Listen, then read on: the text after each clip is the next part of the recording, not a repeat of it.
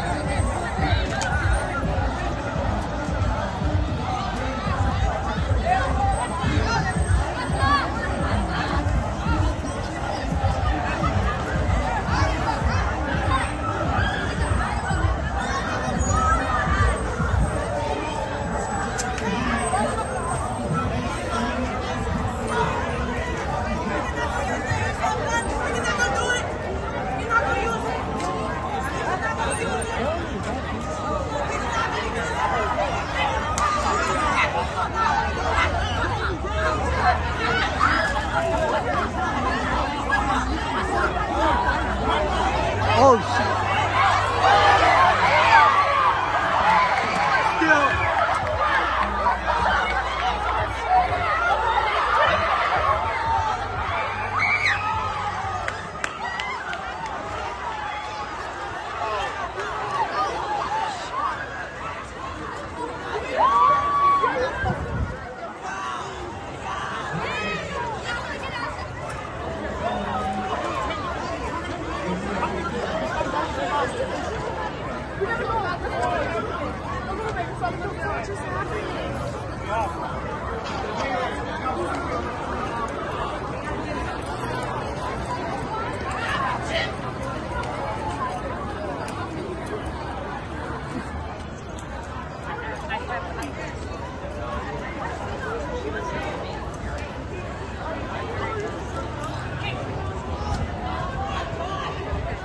Gabriel.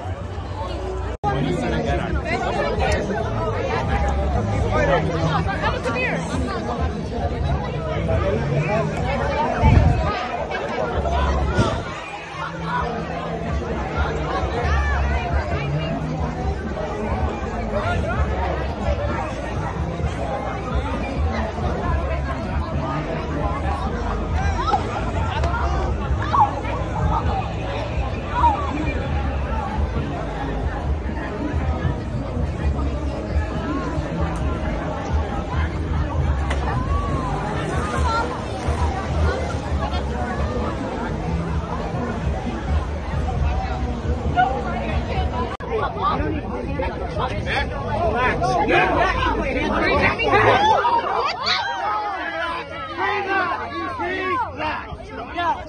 Back the fuck up. Relax. Back the fuck up. I'm trying to.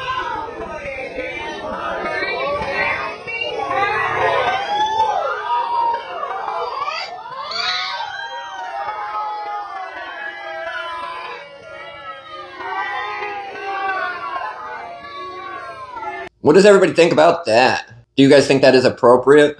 We know they'll get off. It'll be officer safety related, and they'll say there's no wrongdoing.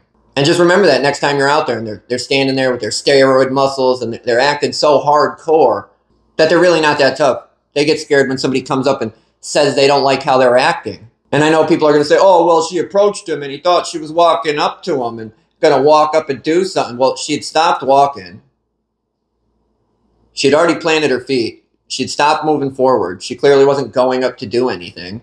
And if anything, why didn't he simply just push her back instead of open hand hitting her in the face? If it was that much of a big deal, why didn't the 4 cops standing around doing absolutely nothing, watching these other cops fight with the already handcuffed girl, do something about it? My opinion is because it wasn't a big deal and nobody was in fear. They weren't scared. So more or less, he did it just to do it.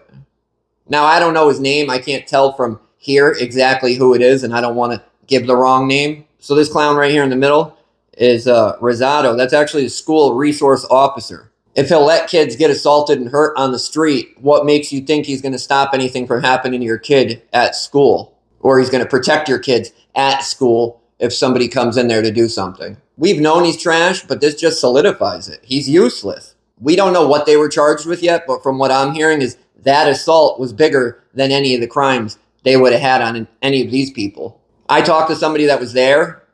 They said this was all over 2 groups of kids arguing, which was one of them was this purple-haired girl and her friends, and another group. And there was some back and forth. They ended up making this side leave. I don't know if they made the other side leave or not. They didn't like the fact that they had to leave, so they tried going back, and that's when everything happened. The purple-haired girl had a fake butterfly knife. And somebody had told the police that she had had a fake butterfly knife. But they had found out and already knew that it was fake by this point. The boy that got hit to the ground went and put everything out in the paper. He said he didn't go over to the cops until he saw the cops put the minor in a chokehold, which I wouldn't even really call that a chokehold. It's definitely a neck restraint for a second. And that's when they went running over. They were already right there. He also said when he fell back, he hit his neck and his head on the wall, on the ground. It didn't happen. The wall's only halfway up his back. The way it was written up was real dramatic. They said that they were clawing at the grass to get away from the cops. Doesn't look like that's really necessarily happening either. But things got to be hard to remember with adrenaline, just being assaulted, stuff like that. Everything's not exactly spot on. And none of that changes what the cop did. Some people will say it's justified. Some people will say it's not justified. That's up for debate, I guess, especially when this event is put on for kids and families. The witness that I talked to said this shook up his whole experience at Third Thursday. He'll never be able to look at Third Thursday again in the same way. I went and met up with him for a half hour yesterday and talked to him. And the department does themselves no favors by withholding all the records. Honestly, it's not half as bad as a lot of people think or thought. But what do you guys think when people withhold records that are supposed to be available? That they're hiding something, that they did something wrong, which I'm not saying they did not do anything wrong. Like I said, that's up for debate. But we already know they're going to rule it's justified. We already know the mayor doesn't care. So why wouldn't they just put the records out there and say this is what it is, this is what happened? Instead of being transparent and accountable for their actions, they just act like it never happened and refuse to show anybody anything. I had to put a complaint in this morning to the FOIA Commission since the department doesn't want to release the records, and we're going to have to get them involved just to get the records. Let me know what you guys think. Let me know how you feel about it. Let me know if you guys think it's justified, if you don't think it's justified, and why, which way you're leaning. Leave it in the comments, and we'll talk about it on the next one.